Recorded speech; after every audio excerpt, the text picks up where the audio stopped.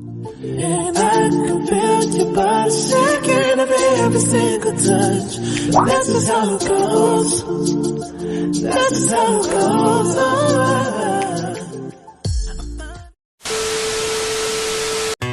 Life in a world that keeps changing. Think that it's progress you're making. Copy and paste pretty faces all the time. Pictures so perfect we play through, only cause you set up the angle. Web that you weave got us tangled, caught in what's before our eyes. Show off your fantasy reality, whoa. That's yours, but I'll keep doing mine. Hello mga karespeto, isang bago na namang video ang ating panonoorin. At sana bago mag-start ang video na ito ay mag-subscribe kayo sa aking channel na J Respeto. Maraming salamat po. At kung bago ka sa aking channel ay click mo ang notification button para mapanood ng mga bagong videos. Isang magandang araw po sa ating lahat. Nagbabalik na naman po ang inyong karespeto. So ngayong araw po ay magbe-bake tayo ng fudgy brownies. Itong recipe po na ito ay hindi na nangangailangan ng baking powder or baking soda. Ilalagay ko na lang po ang kumpletong ingredients sa description box. Heto po ang ating mga ingredients. White sugar, butter, cocoa, salt, vanilla, brown sugar, all-purpose flour, eggs, oil. Ang una po natin gagawin ay salain natin ang mga dry ingredients. Unahin po natin ang all-purpose flour para po matanggal ang mga buo-buo. Susunod naman po natin ay ang cocoa. Ang dahilan po kaya po natin sila sinasala ay para hindi natin makain yung mga buo-buo na mga harina o cocoa. Bago ko nga pala salain mga karespeto yung dry ingredients natin, tinunaw ko na yung butter natin sa microwave. Tunawin nyo siya ng 1 minute para mamaya pag ginamit natin medyo malamig na siya. Madali lang naman mga karespeto itong recipe na to. Basta sundan nyo lang yung ginagawa ko para hindi tayo magkamali. At kung wala naman kayong microwave mga karespeto, pwede kayong magpakulo ng tubig sa isang maliit na pan, tapos ilagay nyo yung butter sa bowl, ipatong nyo lang doon, tapos tunawin nyo. Ilalagay na natin yung salt natin mga karespeto. Kung gusto nyo maging masarap ang mga binibake nyo na chocolate cake, gumamit kayo ng mga cocoa na mga branded. Susunod naman natin mga karespeto ay ang tinunaw nating butter. Bali ito medyo mainit lang ng konti. So ayan, lagay na natin. So susunod na natin ang ating oil. Magandang gamiting oil dito ay ang vegetable oil. Susunod naman natin ay ang white sugar. At susunod din natin ang light brown sugar natin. Tapos hahaluin lang natin to mga karespeto. Gumamit lang kayo ng spatula, haluin nyo lang. At kung meron kayong wire whisk, pwede nyo na rin gamitin. So ngayon, gamitin muna natin ang spatula natin para magsama-sama yung mga ingredients natin. Tunawin lang natin mga karespeto yung mga sugar natin.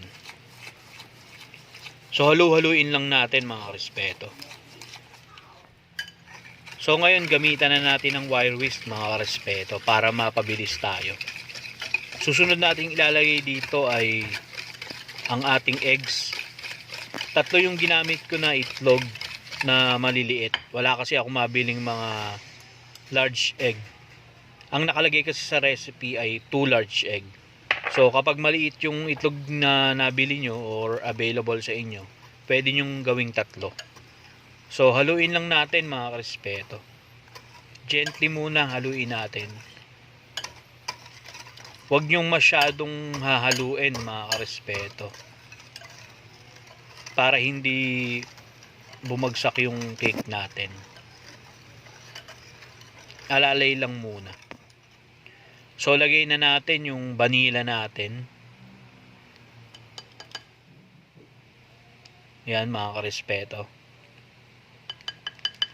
Ilalagay ko na lang yung complete na recipe natin sa description. Haluin na natin. At dahan-dahan lang, alalay lang palagi sa paghalo. Kapag sobrang halo kasi natin mga karespeto, baka hindi umulsa yung cake natin. So isusunod na natin ang ating mga dry ingredients. Ang cocoa, all-purpose flour at ang salt. So ito walang pampaalsa to mga karespeto. Wala siyang baking powder o baking soda, pero aalsa to. So ayan mga karespeto, haluin lang natin ng dahan-dahan para hindi tumapon. Bale, ang ginagawa nating proseso dito ng paghalo mga karespeto ay folding. Iba kasi yung folding sa mixing. So ganyan lang yung folding mga karespeto, para iwas din na ma-overbeat yung itlog natin. So ayan ang folding mga karespeto, hindi yung halo lang ng halo. So pag sa cake, most likely ang ginagawa is folding para umalsa yung cake natin. So ayan mga karespeto, halos ready na yan. Lalagyan na natin ng mga nuts mga karespeto. Pwedeng walnut, cashew, peanut, pistachio. Nasa sayo kung ano yung gusto mo mga karespeto. So lulutuin lang natin yan ng 170 degrees Celsius mga karespeto. Niluto ko siya mga karespeto ng 20 to 25 minutes.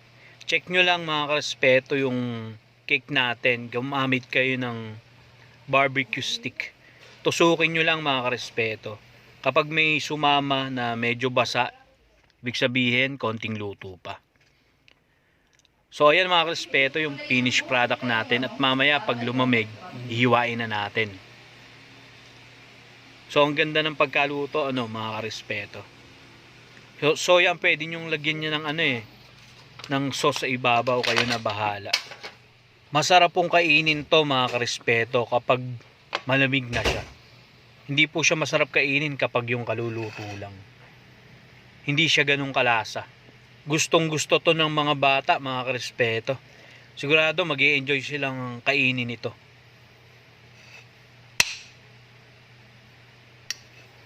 Hiwain nyo lang sa bite size para maraming makakain, para matikman nila yung niluto nyo. Subukan nyo to mga karespeto, madali lang namang gawin. Kagandahan lang din sa recipe na to mga karespeto, hindi siya masyadong matamis. Kaya masarap siya sa kape, tsaa. Pwede din pambenta to mga karespeto. Masarap naman siya.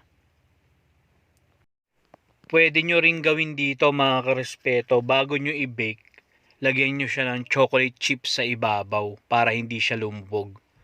Or kaya yung mga nuts nyo, ilagay nyo sa ibabaw.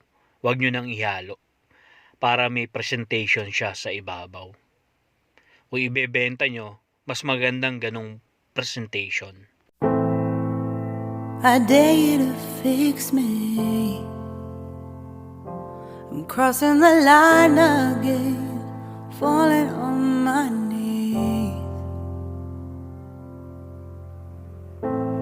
No stranger to pain, it's never ending, it's only.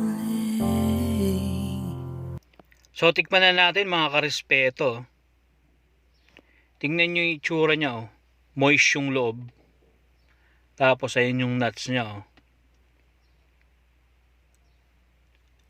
Sarap mga karespeto.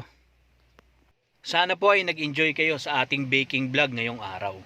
At sana mga karespeto, huwag niyong kakalimutan mag-subscribe, like, and share para sa mga bagong video na i-upload natin. Maraming salamat po ulit sa pagsama sa amin.